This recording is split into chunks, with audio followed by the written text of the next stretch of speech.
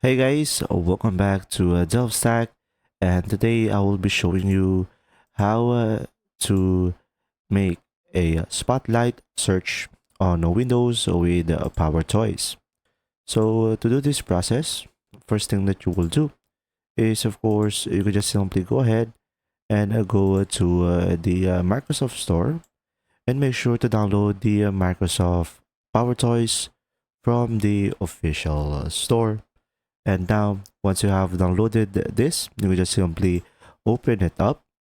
And now, over here on the Power Toys, you will have multiple options that you could choose from on the side over here. So each one of them has their own unique features that you might want to turn on and off. So pretty much over here, you could just simply go ahead and go for the Power Toys Run over here. And once you have done that, it will redirect you over here. And of course, to activate this, you just simply turn it on and you will have here the activation shortcut key. So pretty much when you select the pencil icon, you can edit it out on what keyword that you would like to use. And you can filter it out as well over here based on your preferences.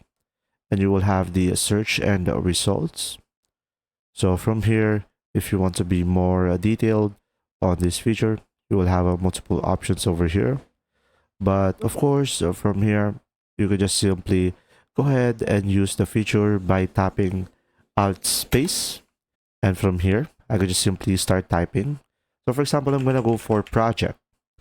And now from here, as you can see, you can search in the web, you can search in your browser, or you can just simply search directly into your local drive. If you found this video helpful, please like and subscribe.